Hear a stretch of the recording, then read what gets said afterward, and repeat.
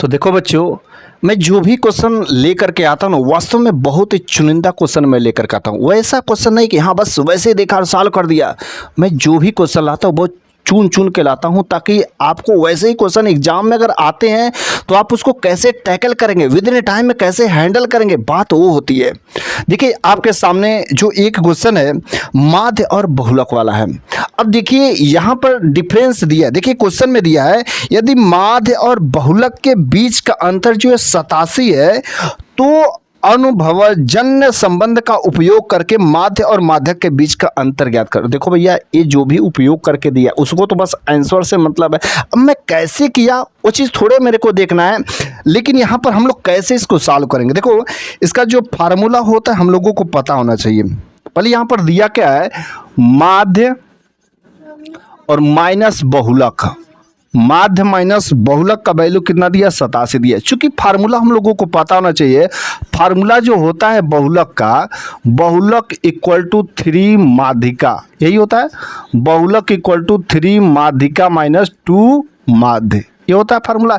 अब हमको क्या करना है, पूछ क्या रहा है, माध्य और माध्यक के बीच का अंतर पूछ रहा है। माध्य और माध्यक के बीच का अंतर। ओके, अब देखो यहाँ पर क्या करते हैं हम लोग कि इसको माध्य और माध्यक मतलब यही पूछ रहा है, तो हम लोग किसी तरीके से यहाँ पर ऐसा बनाते हैं, यहाँ पर इसको ऐसे लिख सकते हैं 3 माध्यिका। देखो 3 माध्यिका माइनस माध्य करेंगे, मतलब ये 3 भी माध्य हो गया, और क्या करेंगे एक जो माध्य बाहर निकाल देंगे। चूंकि देखो 3 जो है यहाँ पर और फिर से 1 कट जाएगा, इसको ऐसे भी लिख सकते हैं। और इक्वल टू क्या होता है, बहुलक। यही हो गया फार्मूला। देखो बना कि नहीं बना। अब इस माध्य को जब हम लोग इधर लाएंगे तो बहुलक माइनस माध्य होगा, बहुलक माइनस माध्य। चूंकि यहाँ पर माध्य माइनस बहुलक दिया है, चूंकि यहाँ पर क्या दिया, माध्य माइनस बहुलक, लेकिन जब यहाँ पर बहुलक माइनस माध्य करेंगे तो ये वैल्यू जो माइनस में चली जाएगी, तो -87 इक्वल टू। अच्छा देखो आंसर जो क्या पूछ रहा है, माध्य और माध्यक का, माध्य और माध्यक का जो है अंतर पूछ रहा है ना, डिफरेंस पूछ रहा है। लेकिन यहाँ पर माध्यिका और माध्य, मतलब इसको भी यदि हम लोग सीधा करेंगे तो माइनस साइन यहाँ पर आ जाएगा, -3 माध्य माइनस माध्यक, क्योंकि यही पूछ रहा है ना, माध्य माइनस माध्यक, और माध्य तो इधर चला गया। अब देखो 3 है तो 3 से यहाँ पर कटेंगे तो 29 बार में जाएगा, और माइनस से माइनस साइन, मतलब माध्य माइनस माध्यक का अंतर जो कितना आ गया, 29। थोड़ा सा बस क्वेश्चन जो है घुमा दिया, रोटेट कर दिया है वास्तव में, लेकिन यह जो है टाइम थोड़ा सा ले सकता है, क्योंकि यह आंसर जो भी पूछ रहा है यहाँ पर भी माइनस में आ रहा है, या भी और भी तरीके हो सकते हैं, लेकिन मेरे लिए तो ये सबसे बेस्ट लगा। ठीक है, अब हम लोग जो है अगला क्वेश्चन देखते हैं जो आपके सामने है। अगला क्वेश्चन है, ए किसी व्यवसाय में, नेक्स्ट क्वेश्चन जो है, ए किसी व्यवसाय में बी की तुलना में 2 गुना लाभ मिला। ए को जो है लाभ कितना मिलता भैया, 2 गुना। लाभ कितना मिला, 2 गुना। यह ए है और यह बी है। और देखो क्या करा कि ए और बी ने क्रमशः 3200 रुपये और 2800 रुपये का इन्वेस्टमेंट किया। देखो यहाँ पर जो लिखा है 3200 रुपया ए ने इन्वेस्टमेंट किया और यह 2800 रुपया का। अच्छा, इसको यदि रेशियो के टर्म में लेते हैं तो 0 से 0 और यह 4 से काटेंगे तो 4 सत्ते 28, 4 अठे 32, मतलब 8:7 का रेशियो हो गया। बट राइट, अब देखो कह रहा है कि ए और बी ने अपनी राशि का निवेश करने वाले वर्षों की संख्या का अनुपात पूछिए। ठीक है, अनुपात पूछ रहा है कि ये जो है कितना में, मतलब ये मान के चलो x मंथ के लिए क्या है या y मंथ के लिए किया, ऐसे किया। अब हम लोग क्या करते हैं कि जो भी यह लाभ का रेशियो जो होता है, इन लोगों का प्रोडक्ट ही होता है, इन लोगों का मल्टीप्लाई होता है, इन लोगों का मल्टीप्लाई तो होता है। अच्छा देखो हम लोग कर सकते हैं क्या, 8x यहाँ पर कैसे कर सकते हैं, 8x/7y इक्वल टू 2/1। अब यहाँ से कट करते हैं तो 2 चौको 8। अब देखो x/y की जब वैल्यू निकालेंगे तो x/वैल्यू 7 उधर चला जाएगा और 4 इधर जाएगा, मतलब 7/4। अब देखते हैं ऑप्शन में 7/4 जो चौथा नंबर का ऑप्शन है, लेकिन इसका क्या कोई और भी तरीका हो सकता है कि नहीं हो सकता? हाँ हो सकता है। कैसे हम लोग क्या करेंगे, उसका और तरीका निकालने के लिए हम लोग ऑप्शन वाला 1 बाय 1 जो निकाल करके करते चलते हैं। अच्छा देखो यहाँ पर जो है रेशियो हम लोगों को दिया है 8/7, आया कि नहीं आया? हम लोग पहला, अब और हमको जो है लाभ वाला 2 संबंध 1 है। कुछ भी हो हम लोग ऑप्शन से चेक करते हैं। यदि यहाँ पर 5 और 7 रखते हैं तो 7 7 49 और 8 5 40, चूंकि ये दूना होना चाहिए तो 49 और 40 दूना तो नहीं है, यह सही नहीं है। ठीक है, 7:5 रखते हैं तो 7 5 35 और 8 7 56, तो ये भी दूना नहीं होगा।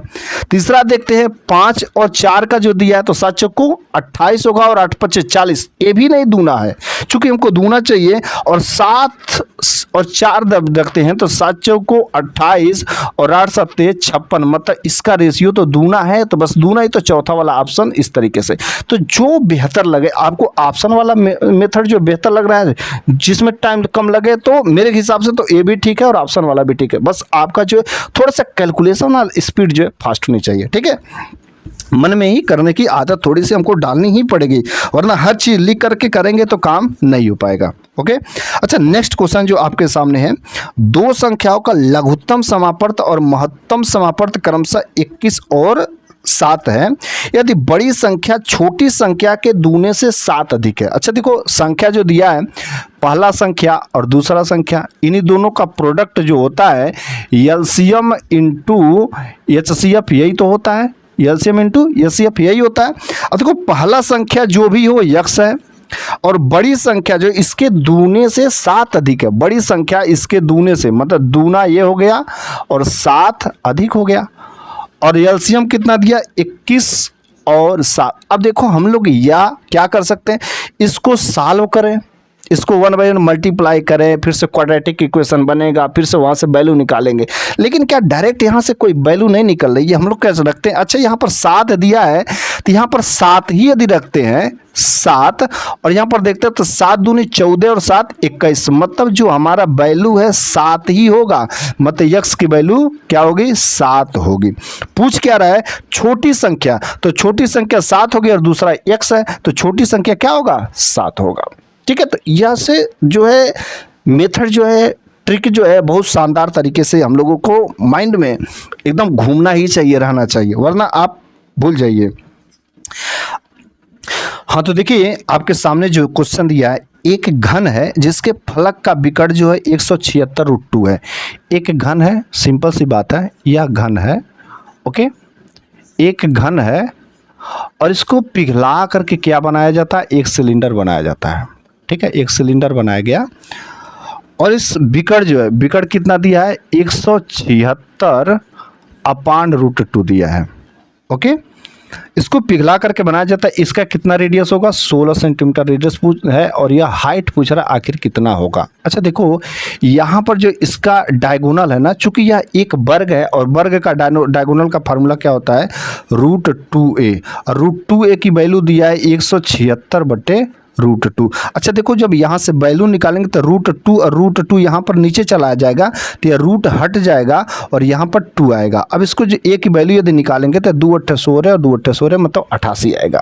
ठीक है, अच्छा इसका जो फार्मूला क्या होता है, इसका फार्मूला यदि वॉल्यूम देखते हैं तो फार्मूला होता है πr²h, यही होता है। अब देखो इसका क्यूब और मतलब इसका वॉल्यूम और इसका वॉल्यूम दोनों का इक्वल होगा, तो क्यूब का वॉल्यूम क्या होगा, तीनों का मल्टीप्लाई होता है 88 × 88 × 88, और इसका आयतन कितना होगा πr²h, पाई का मतलब 22/7 रखते हैं, r की वैल्यू 16 है, 16 × 16 × h। अब देखो क्या करना है, यह 7 जो है इधर जो है आ जाएगा। अच्छा देखो, यदि हम लोग अगर कैलकुलेशन आपका फास्ट हो तो जो भी नंबर आएगा 7 का मल्टीपल होगा, तो 7 का मल्टीपल हम लोग चेक कर सकते हैं। ठीक है, वैसे पहला ही हमको दिख रहा है कि 7 का मल्टीपल है 847, लेकिन हम लोग इसको सॉल्व भी करते हैं। 7 का मल्टीपल से चेक कर लो, या आप जो है क्या करते हैं इसको सॉल्व करते हैं। अब देखो क्या होगा, 22 है तो 22 चौको 88, 11 का भी मल्टीपल होगा क्योंकि 88 इसमें 11 आएगा, तो हम लोग 11 का मल्टीपल भी चेक कर सकते हैं। 7 का मल्टीपल चेक कर ले, 11 का मल्टीपल चेक कर सकते हैं। अब देखो 16 है तो क्या कर सकते हैं, यहाँ से कट करते हैं तो 4 चौका 16 और 4 से 4 खत्म होगा, 4 से यदि करते हैं तो यहाँ पर जो 22 आएगा, और यहाँ पर जो 4 चौका 16 और यहाँ पर 22 और फिर से 4 खत्म करेंगे तो यह जो 11 और 11 आएंगे। ठीक है, अब देखो 11 हम 121 और 121 में जब 7 का मल्टीप्लाई करेंगे तो 12 7 84 और 8 47, मतलब पहला ही ऑप्शन हमारा सही होगा। अच्छा देखो, ये ऑप्शन से यदि हम लोग चेक करते हैं 7 का मल्टीपल से, तो यह 7 से पक्का डिविजिबल है, लेकिन क्या 11 से भी हमारा कट जाएगा कि नहीं कटेगा? तो 11 का मल्टीपल क्या होता है? 8 7 15, और 15 में से जब 4 घटाएंगे तो 11, मतलब यह 11 का भी मल्टीपल है। तो सिंपल सा, या तो 7 का मल्टीपल चेक कर ले, 11 का मल्टीपल चेक कर ले, यदि समझ आए तो आप सॉल्व करें। ठीक है, तो जो आपको बेहतर सही होगा, मैं तो कहता हूं कि 11 का मल्टीपल चेक करके एग्जाम टाइम में आप जो आगे चल सकते हैं। ओके, लेकिन सॉल्व करना चाहे तो सॉल्व भी कर सकते हैं, लेकिन खैर वो तो समझाने की बात थी, और ना आप जो 7 और 11 का मल्टीपल चेक करके आप आगे बढ़ जाइए। ओके, नेक्स्ट जो है चौथा, जो एक शहर की जनसंख्या 8000 है, यदि पुरुषों की संख्या में 8000 और महिलाओं की संख्या में 12% की वृद्धि की जाती है तो जनसंख्या 8680 रुपये हो जाती है। तो शहर में महिलाओं की संख्या, इसको देखो सॉल्व करने का 3 मेथड है। एक जो हमारा बेसिक कंसेप्ट से हो जाएगा, और एक एलिगेशन से होगा, एक जो थोड़ा जो ट्रिकी है वो होगा। ठीक है, मैं जो क्या करता हूँ एलिगेशन वाला पहले बताता हूँ, तब जाके वो ट्रिकी वाला है उसको भी मैं बताता हूँ। ठीक है, देखो यहाँ पर जनसंख्या कितना दिया? 8000 दिया है। ये जो पुरुषों की संख्या है, मेल है और यह फीमेल है, राइट। अच्छा देखो, पुरुषों की संख्या में 8% की वृद्धि होती है और महिलाओं की संख्या में 12% की वृद्धि होती है, राइट। अब तो कह रहा है कि एक ओवरऑल जो है 8680 है, मतलब पहले जनसंख्या कितनी थी? 8000, और यह बढ़ करके कितनी हो गई? 8680। वृद्धि कितनी हुई है? 680 का। अब जो 680 का वृद्धि कितना पर हुआ? 8000 पर। तो इसका थोड़ा हम लोग परसेंटेज निकालते हैं, तो 680 का 8000 गुणे 100, यही तो करते हैं। 0 से 0 खत्म, 0 से 0 और इस 0 से इस 0, मतलब 68/8। ठीक है, इसको और यदि काटते हैं तो 4 दूनी 8 और 4 एकन 4 और 4 7 28, मतलब 17/2। इसको रखते हैं 17/2, लेकिन जब यहाँ 2 है, इस 2 को फिनिश करने के लिए, हटाने के लिए हर वाला यहाँ भी 2 से गुणा करते हैं और यहाँ भी 2 से गुणा करते हैं। अब देखो गुणा करेंगे तो 8 दूना 16 और 12 दूना 24। अब हम क्या करते हैं, इसका इससे तो 16 में से 17, मतलब 1 ज़्यादा है, और यह जो कितना कम है भाई? 17 7 24, मतलब रेशियो कितना आया? 1:7। मतलब जो जनसंख्या होगी 1:7 की रेशियो में आएगी, क्योंकि टोटल जनसंख्या कितना दिया है? टोटल जनसंख्या तो भाई साहब 8000 दिया है, और जब 8000 दिया है तो 7 और 1 की रेशियो में बांटेंगे तो 7 1 8, मतलब इसका वैल्यू हमारा कितना हो गया? 8000। और जब 8000 आता है तो इसका वैल्यू मतलब 7000 और इसका वैल्यू 1000। पूछ क्या रहा है? पूछ रहा है महिलाओं की संख्या, तो बस महिलाओं वाला 1000 है, बस मार के आगे निकल चलो। ठीक है, बातें समझ आई? सिंपल सा यह एलिगेशन वाला। लेकिन एक और जो मेथड है उसको हम लोग क्या करते हैं, देखो कर है, देखो यहाँ पर महिलाएं हैं और यहाँ पर सारी मेन है और ये फीमेल है। कर है कि पुरुषों की संख्या में 8% की वृद्धि होती है, ये सेकंड मेथड है। ठीक है, और महिलाओं की संख्या में कितनी? 12% की वृद्धि होती है। हमको महिलाओं की संख्या पूछ रहा है, और 8% और जब 12% की वृद्धि हो रही है तो टोटल वृद्धि कितना हो रही है? 680 का। चूंकि 8680 था और 8000 पहले था, और ये बढ़कर कितना हुआ है? तो 680 है। अब देखो यह 8% और 12% की वृद्धि होने पर 680 था, लेकिन यदि हम लोग मानते हैं कि ओवरऑल 8% का होता है, ओवरऑल 8% का, तो 8000 का 8% कितना होगा? तू ही बता। 8 8 64, मतलब 640, यही होगा। अब इसको हम लोग क्या करते हैं? माइनस। जब माइनस करेंगे तो इसकी कहानी होगी खत्म, और 12 में से 8 गए, यह वैल्यू आएगी 4%, और 4% की वैल्यू यहाँ पर करेंगे 40, तो इसको भी माइनस करेंगे तो 680 में से 40 घटाएंगे तो 40 आएगा। ठीक है, अब देखो 4% की वैल्यू 40 है, तो इसको 100% की वैल्यू चाहिए, तो 25 से गुणा करेंगे तो 100%, और यहाँ पर जब 25 से गुणा करेंगे तो 100%, मतलब 1000 आ जाएगा। जो समझ आए, जो मेथड आपको आसान लगे, उस तरीके से हम लोग कर सकते हैं। एक बेसिक भी है, लेकिन बेसिक थोड़ा सा लंबा होता है, वैसा भी हम लोग ना समझे तो लास्ट वाला तो बेसिक ही काम आता है। ठीक है, लेकिन एग्जाम हॉल में ये दोनों तरीके आपके लिए बेहतर साबित होंगे, राइट। अच्छा देखो अगला जो क्वेश्चन है नेक्स्ट, अन्नु एक वस्तु के विक्रय मूल्य को उसके उत्पादन की लागत से 25% अधिक पर तय करती है। ठीक है, अन्नु जो है एक वस्तु के विक्रय मूल्य को उस पे उत्पादन की लागत से मान के चलते हैं कि उत्पादन की लागत हमारा 100 रुपये है, मतलब CP 100 रुपये है। ठीक है, अच्छा कितना % अधिक करती है? यह जो है 125 मतलब 25% अधिक करती है तो 25% हुआ। अच्छा, यदि उत्पादन की लागत में 20% बढ़ा दी जाती, इसमें जो कितना परसेंट बढ़ा देती है 20%, तो जब 20% का इजाफा करेगी तो कितना हो जाएगा 120% होगा। होगा कि नहीं होगा? ये 25% की वृद्धि की है तो कितना हो गया 125%, राइट। अब देखो यह 20% बढ़ जाए तो उत्पादन की लागत में और विक्रय मूल्य में 10% की, मतलब इसमें जो है यही तो विक्रय मूल्य सेट की थी और विक्रय मूल्य में 10% की। अच्छा, जब इसका विक्रय मूल्य 125 का 10% कितना होगा तो 12.5 ही तो होगा। और जब 125 में 12.5 जब जोड़ेंगे तो कितना हो जाएगा 137.5, राइट। तो कह रहा है कि अब उसका लाभ प्रतिशत कितना होगा। देखो अब उसका लाभ प्रतिशत मतलब 100 रुपया था, अब यह बढ़ा करके 120 रुपया कर दिया। अब विक्रय मूल्य था बस उसमें 10% बढ़ाया तो 137.5। अच्छा देखो इसका कितना अंतर आया तो 12.5, यही जो डिफरेंस है ये। अच्छा 12.5 रुपया अब किस पर फायदा लेगी तो 120 रुपया पर, तो 120 रुपया पर गुणे 100, राइट। इसका पॉइंट हटाने के लिए हम लोग क्या करते हैं ऊपर नीचे 10 से गुणा करेंगे तो यहाँ पर 0 से 0 0 से 0, ठीक है। अब यहाँ पर भाग देते हैं तो 12 बार हम 144 12 में 120 125 क्या गड़बड़ हुआ पर देखो बच्चों क्या गलत हुआ था। 120 है और 137 है तो 137 में से जब 120 घटाएंगे तो कितना आएगा 17.5 आएगा ना, तो 175 होगा, राइट। अब हम लोग यहाँ पर 12 से जब भाग देते हैं तो 12 करने 12 और 5 5 12 चौको 48 14 दशमलव कुछ आएगा। कौन सा है पहला ही ऑप्शन है 14.6%, ठीक है। आगे हम लोग निकल चलेंगे, ठीक है। थोड़ा सा एक घटाने में ऐसे ये छोटी छोटी मिस्टेक एग्जाम में होते, ऐसे एग्जाम में मिस्टेक होते कहीं घटाने में, तो थोड़ा सा हम लोगों को माइंड कॉन्सेंट्रेट करके करना चाहिए, ठीक है। तो इस तरीके से घटाने में गड़बड़ हुआ था इस वजह से, राइट। नेक्स्ट क्वेश्चन हम लोग देखते हैं। एक वर्ष के बाद 32,000 रुपये की राशि 20% प्रति वर्ष की दर से राशि क्या होगी जब चक्रवृद्धि ब्याज अर्धवार्षिक रूप से संयोजित होती है, ठीक है। अच्छा देखो क्या है कि यहाँ पर जो एक वर्ष के बाद 32,000 रुपये की राशि 20% प्रति वर्ष की दर से, देखो एनुअली दिया है ना, या 20% की राशि जो है एनुअली दिया है, वार्षिक दिया है। लेकिन जब ये हाफ ईयरली होगा, हाफ ईयरली जब होगा तो ये कितना हो जाएगा 10% के। अच्छा जब 10% का होगा तो 1/10 मतलब 10 का समान 11 में, ठीक है। अच्छा इसका क्या होता है कि यदि हम निकालेंगे 32,000 का तो 11/10 11/10 आएगा कि नहीं आएगा 11/10 आएगा। लेकिन जैसे ही भैया 10% की बात आ जाती है कहीं पर भी चक्रवृद्धि ब्याज निकालने की, तो समझ जाना वह 11 का मल्टीपल होगा। क्या करना है 11 का मल्टीपल। अब 11 का मल्टीपल इसमें चेक कर लो, पहला ऑप्शन है 3 8 7 2, तो यहाँ पर देखते हैं तो 7 3 10 8 2 10, पहला ही ऑप्शन 10 10 है, 0 हो गया, बाकी चेक करते रहो मिलेगा ही नहीं, राइट। तो इस तरीके से हम लोग 11 का मल्टीपल चेक करके आगे बढ़ सकते हैं, राइट। नेक्स्ट क्वेश्चन है, देखो एक लंबवृत्तीय शंकु की ऊंचाई और तिर्यक ऊंचाई क्रमशः जो 24 सेंटीमीटर और 25 सेंटीमीटर, देखो एक शंकु है, वैसे एग्जाम हाल में तो फिगर बनाने की जरूरत नहीं होनी चाहिए।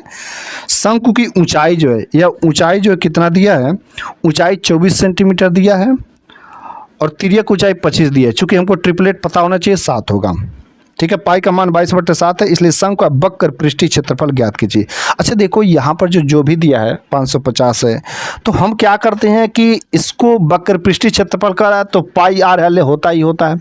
लेकिन क्या करेंगे यहाँ पर पाई जैसे आ गया तो 22/7 है, 11 का मल्टीपल चेक करके आगे बढ़ जाएंगे। लेकिन यहाँ पर 11 का मल्टीपल सेम हो गया है। देखो 11 × 5 = 55, मतलब ये तो 11 से कटेगा, 5 2 7 और 7 दूसरा भी 11 का मल्टीपल है, 8 5 13 - 2 11 तीसरा भी, सब 11 का मल्टीपल है। तो यहाँ पर तो हमको मजबूरी है कि सॉल्व करना ही पड़ेगा। अब देखो पाई की वैल्यू रखते हैं हम लोग 22/7 और आर की वैल्यू रखते हैं 7 और यल की वैल्यू कितना है 25 है। अब देखो 7 से 7 कट गया, 25 दूनी 50 550, ठीक है। छोटा सा क्वेश्चन था लेकिन बस मैं इसलिए लाया था ताकि मल्टीपल के सहारे हमेशा मत बैठना, क्योंकि 2 या 3 ऑप्शन हमारे कई सारे क्या करते हैं मल्टीपल वाले दे देते हैं। इस वजह से वहाँ पर अगर पहला ही ऑप्शन दे दे 11 का मल्टीपल ठेक करके आगे चले गए तो भैया गलती हो गया। चेक करना जरूरी होता है कि क्या कहीं सब तो नहीं ना 11 का मल्टीपल।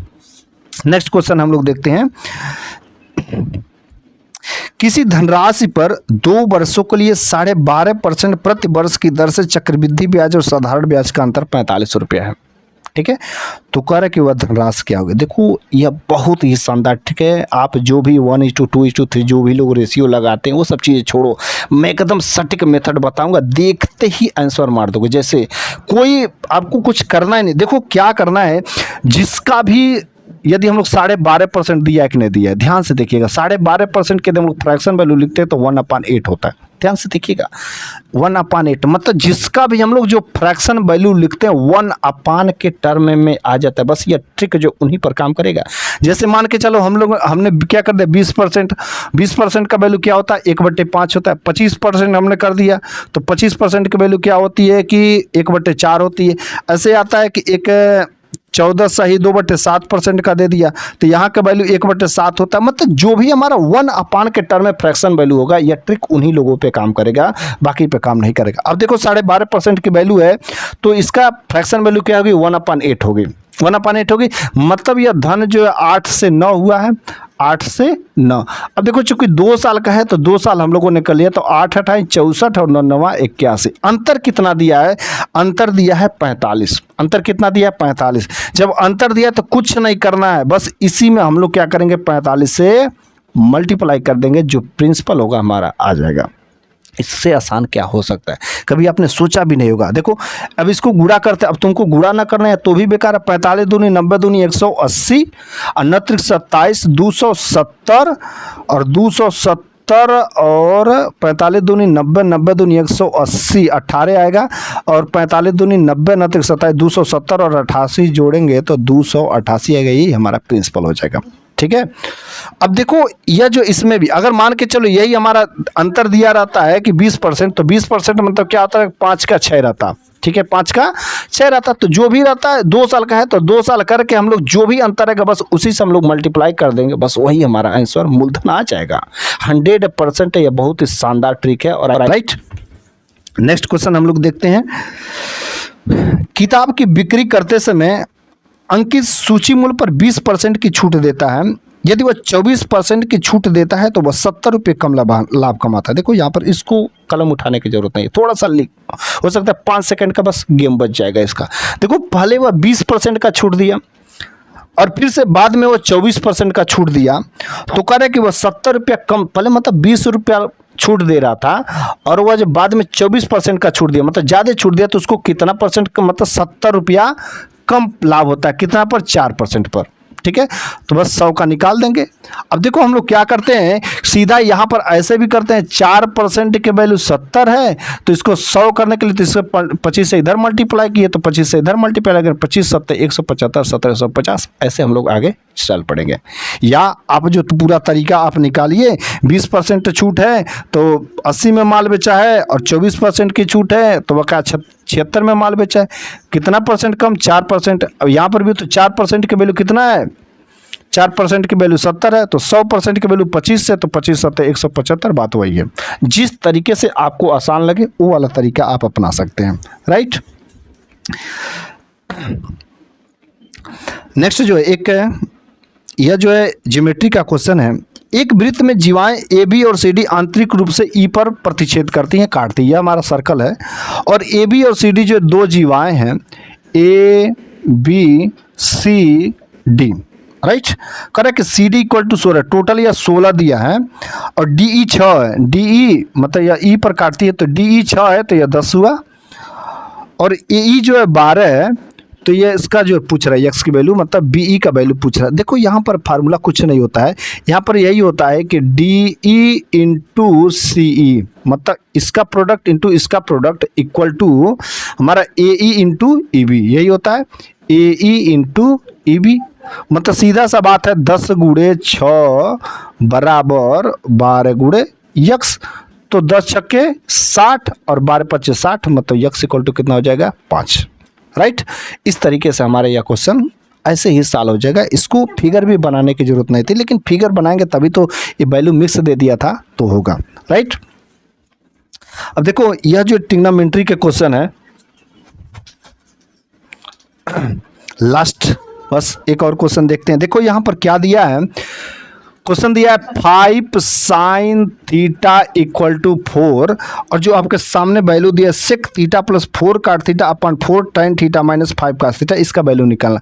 अच्छा देखो यहाँ पर साइन थीटा इक्वल टू करते हैं तो 4/5 हो जाएगा, और यदि हम लोग इसमें बनाते हैं ट्रिपलेट है तो यह 4 है तो यह 5 है, इस थीटा है तो इसका वैल्यू 3 हो जाएगा। देखो क्या दिया सेक थीटा, अब देखो सेक थीटा की वैल्यू क्या हमारे हो गए 5/3 होगा, सेक थीटा की वैल्यू क्या होगी 5/3 मतलब कर्ण बटे आधार, प्लस का 4 काट थीटा, 4 काट थीटा मतलब आधार बटे लंब मतलब 3/4, 3/4 मतलब यहाँ से 4 से 4 खत्म हो जाएगा तो केवल यहाँ पर 3 आएगा, राइट। अब देखो यहाँ पर क्या है 4 tan theta, 4 tan theta, tan theta मतलब 4/5 यही आएगा, प्लस का सॉरी प्लस नहीं है माइनस है, -5 कास थीटा, कास थीटा मतलब 3/5, 3/5 मतलब जैसे ही 5 लिखेंगे तो 5 से 5 खत्म हो जाएगा तो यहाँ पर क्या आ जाएगा 3 आएगा। अब देखो यहाँ पर करना क्या है 3 3 के 9, यहाँ पर 9 हो जाएगा तो 9 5 14/3 होगा, राइट। अब देखो 5 यहाँ पर 4 चौको 16 हो जाएगा, तो अब 5 3 15, 16 माइनस 15 जब घटाएंगे तो 16, 4 चौको 16 और माइनस 15 तो 4 tan थीटा, tan थीटा की वैल्यू 4/3 होगी, सारी यहाँ पर 4/3 होगी। अब देखो 4 चौको 16 और 16 माइनस 9 मतलब यहाँ पर जो आएगा 7/3 आएगा। अब देखो यहाँ पर 3 से 3 खत्म हो गया और 7 दूना 14 मतलब आंसर क्या आ जाएगा 2, ठीक है।